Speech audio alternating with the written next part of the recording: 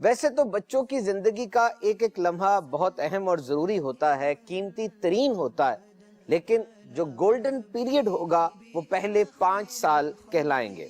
It is the time when they learn appropriate behavior, boundaries, empathy and social skills۔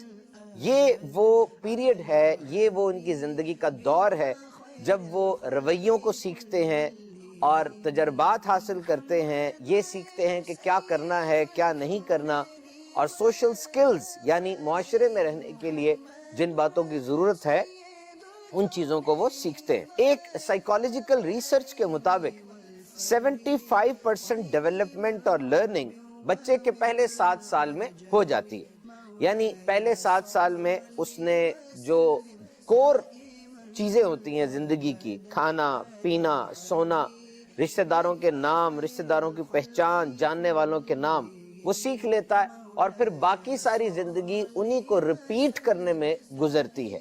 بالکل نئی innovation وہ صرف 25% رہ جاتی ہے، جبکہ 75% جو اس نے پہلے 7 سالوں میں سیکھا تھا انہی کو ریپیٹ کرتا ہے۔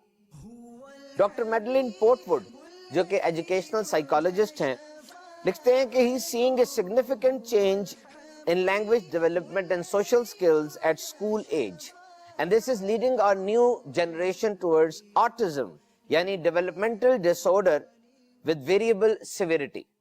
کہ جدید دور کے اندر یہ جو ہائی ٹیک کا دور ہے جس میں نئی نئی مشینری ایجاد ہوئی اور ہم ماڈرنائزیشن کی طرف جا رہے ہیں، وہ کہتے ہیں کہ میں نے ایک سگنیفیکنٹ چینج دیکھا، ایک بہت زیادہ فرق دیکھا اسکول جانے والے بچوں کے رویے میں، اور اس میں مین جو فرق تھا وہ یہ تھا کہ ان بچوں کی لینگویج ڈیولپمنٹ، بولنے کی صلاحیت، اور سوشل سکلز یعنی معاشرے کے اندر جو انٹریکشن ہوتا ہے، معاشرے میں مختلف لوگوں کے ساتھ جو برتاؤ کرنا ہوتا ہے، اس کے اندر کافی زیادہ فرق آ رہا ہے، اور یہ چیز آٹزم کی طرف جا رہی ہے۔ آٹزم ایک ایسی بیماری ہے جس میں بچہ اپنی ڈیولپمنٹل مائلسٹونز کو صحیح طرح پورا نہیں کر رہا ہوتا۔ یعنی ڈیولپمنٹل مائلسٹون سے مراد یہ ہے کہ ایک تو بچے کے جسمانی مائلسٹونز ہوں گے کہ اس نے 1 سال کے اندر 1 لفظ بولنا ہے، 2 سال میں اس نے 2 syllable لفظ بولنا ہے، 1 سے 1.5 سال میں اس نے چلنا سیکھنا ہے۔ اسی طرح اس کے ڈیولپمنٹل مائلسٹون ہوتے ہیں کہ کب اس نے بات چیت کرنی ہے، کب اس نے لوگوں کو پہچاننا شروع کرنا ہے، کب اس نے جواب دینا ہے۔ تو ایسے بچے جو کہ بہت زیادہ موبائل فون پر، لیپ ٹاپ پر اور لیٹسٹ گیجٹس کے اوپر ہوتے ہیں، ان کے اندر آٹزم یعنی ایسی بیماری جس میں ڈیولپمنٹ رک جاتی ہے وہ زیادہ دیکھنے کو آ رہی ہے۔ یہ بچے اسکول آ جاتے ہیں لیکن ان کو بولنا نہیں آتا، یہ بچے اسکول آ جاتے ہیں لیکن یہ اپنے دوستوں کے ساتھ صحیح طریقے سے بات نہیں کر پاتے، آٹزم کا شکار ہو جاتے ہیں۔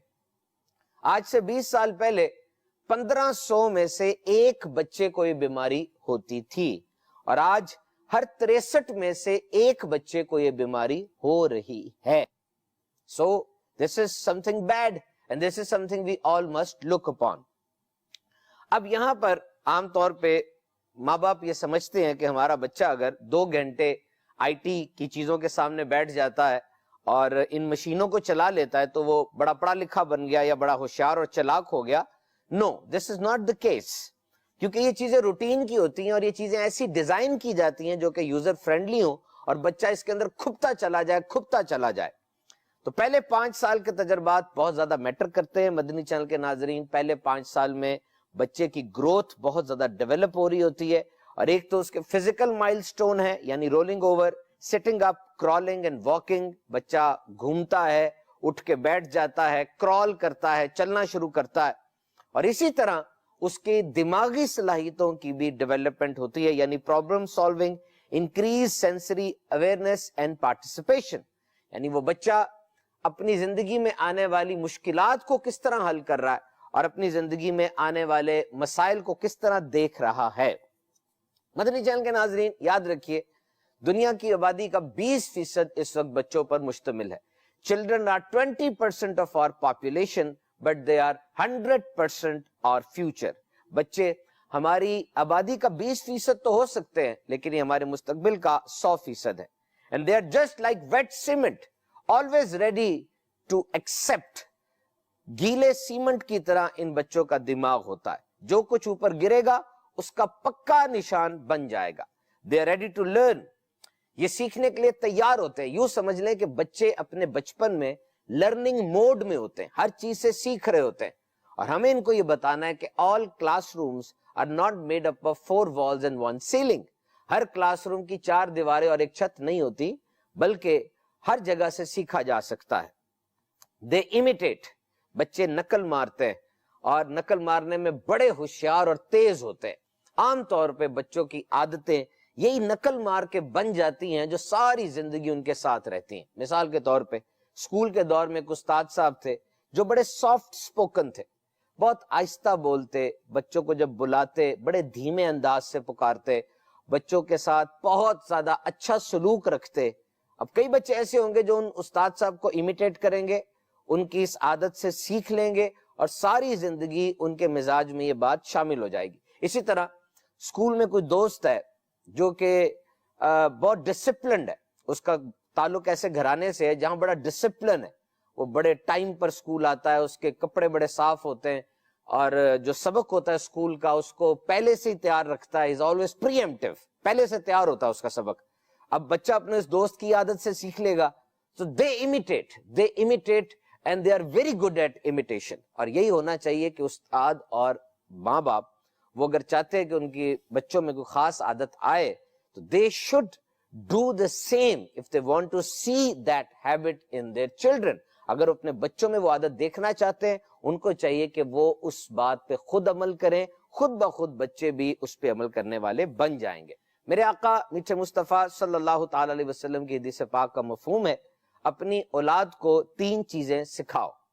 अपने नबी की मोहब्बत सिखाओ, आपके अहले बैत की मोहब्बत सिखाओ और कुरान सिखाओ। देखिए मदरी चैनल के नाज़रीन, यहाँ पे हमें जो इरशाद आली शान सुनने की सादत हासिल हुई, इसमें बच्चों की तरबियत के इंतहाई अहम मदनी फूल है। And it's a trend that authority is directly proportional to respect. जिसके अंदर जितनी अथॉरिटी होगी, दिल में उसी की उतनी इज्जत और रिस्पेक्ट पैदा होगी। अब अगर बच्चों के सामने ये कहा जाए कि मेरे साथ जो साहब बैठे हैं ये पाकिस्तान के बहुत बड़े न्यूरो सर्जन है, दिमाग का ऑपरेशन करने वाले सर्जन है और बहुत इनका नाम है, बड़ी डिग्री है, सारे उठ उठ के उनको देखेंगे, उनसे बात करना चाहेंगे। क्यों? इसलिए कि उनकी अथॉरिटी है, उनके पास एक डिग्री है। This is human nature. जिसकी अथॉरिटी होती है, दिल में उसकी रिस्पेक्ट खुद ही पैदा हो जाती है। और आज के दौर में जब दुनिया ग्लोबल विलेज हो चुकी है, and we are having generation Z in our society which are tech savvy, they are tech innate।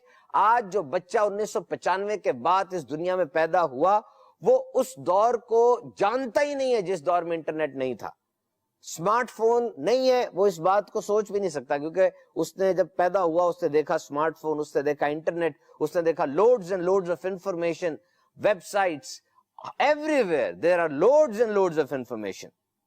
और अब जब वो साइंस को देखता है तो वो शश्तर रह जाता है, वो हैरान रह जाता है कि साइंस अपने और जो कमाल तक पहुंचती चली जा रही है।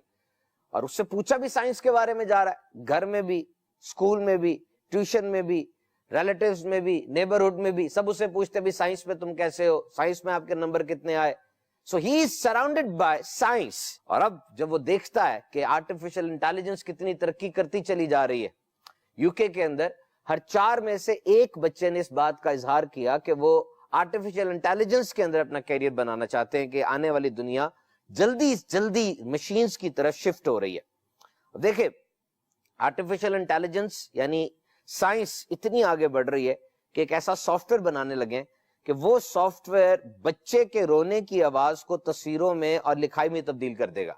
यानी बच्चा रो रहा होगा और वो सॉफ्टवेयर उसके रोने की आवाज से लिखाई में ये बता देगा कि बच्चा क्या चाह रहा है, उसको भूख लगी है, उसको दर्द हो रही है। और डेनमार्क के अंदर एक चिप, एक छोटी सी चिप जो है वो हाथ में फिट करने लगे। वो जब चिप हाथ में फिट हो जाएगी तो उसके बाद आपको बैंक कार्ड की, यूटिलिटी कार्ड की, शिनाख्ती कार्ड दिखाने की फिर जरूरत नहीं रहेगी। आप अपने हाथ को मशीन के सामने लाएंगे, खुद ब खुद आपके जिस्म के अंदर जो चिप मौजूद है, छोटी सी एक डिवाइस मशीन मौजूद है, बहुत छोटी, एक چاول کے دانے جتنی، وہ آپ کی ساری سرگرمیوں کو سر انجام دے گی، آپ کے کارڈز ریپلیس ہو جائیں گے۔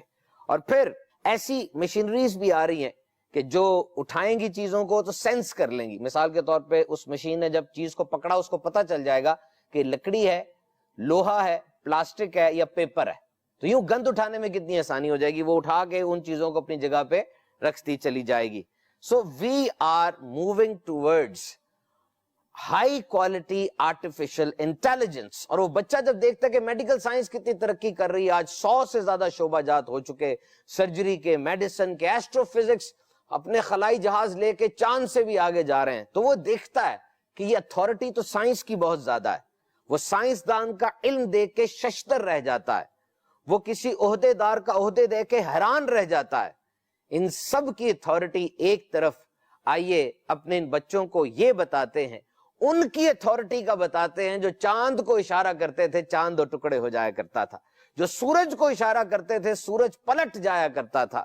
ایک کافر آ کر کہتے بتائیے میرے ہاتھ میں کیا ہے؟ میرے آقا نے فرمایا میں بتاؤں تیرے ہاتھ میں کیا ہے یا تیرے ہاتھ والی چیز یہ بتائے کہ میں کون ہوں؟ حضور نے حکم فرمایا، ہاتھ میں بے جان کنکر تھے، کنکریوں نے کلمہ پڑھنا شروع کر دیا۔ سو سی what is the authority؟ کیا اتنی اتھارٹی کسی کی ہو سکتی ہے؟ آپ کو اللہ نے ایسی اتھارٹی عطا فرمائی، اللہ عز و جل نے اتنی شان عطا فرمائی، کوئی کتنا مرضی فلسفر، سائنسدان، بڑے سے بڑا بندہ ہو جائے، کیا اسلامی اصولوں کے اندر رد و بدل کرنا یہ اس کے اختیار میں ہے؟ اور یہ میرے آقا علیہ الصلوۃ والسلام کے اختیار میں ہے، الحمدللہ۔ تو اپنے بچوں کو یہ بتائیں، سکھائیں، اپنے نبی کی محبت سکھاؤ، teach them the love of holy prophet صلی اللہ تعالی علیہ وسلم، بٹھائیں ان کو، ایک ایک پہلو پر ان سے بات کریں اور ان کو یہ بتائیں کہ دیکھو there is always a room for outstanding، ہمیشہ کوئی بہترین ضرور ہوتا ہے۔ ایک کلاس ہے، اس میں ایک بہترین بچہ ضرور ہوگا، ایک جگہ ہے جہاں پر بہت سی گاڑیاں کھڑی ہیں، ان میں ایک بہترین گاڑی ضرور ہوگی۔ This is what we see in this world when there is a thing in a form of group, so one will be outstanding، ایک بہترین ضرور ہوگا۔ اور اب اس بچے سے پوچھیں کہ وہ جو حضرت آدم علیہ السلام سے لے کر قیامت سے پہلے جو آخری انسان آئے گا، اتنی بڑی یہ پاپولیشن بن گئی، اتنے زیادہ لوگ ہو گئے، یہ اتنے زیادہ کہ اس کی اصل تعداد تو بے شک اللہ اور اس کے رسول عز و جل و صلی اللہ علیہ وسلم ہی جانتے ہیں۔ یہ کتنے افراد بنیں گے حضرت آدم علیہ السلام سے لے کر وہ جو قیامت سے پہلے آخری انسان آئے گا، کتنے افراد بنیں گے؟ ایک آئیڈیا کے مطابق 105 بلین افراد بنتے ہیں۔ This is obviously an idea۔ آپ مجھے بتائیے ان سارے انسانوں میں وہ کون ہے جو سب سے زیادہ حسین ہے؟ وہ کون ہے جو سب سے زیادہ ذہین ہے؟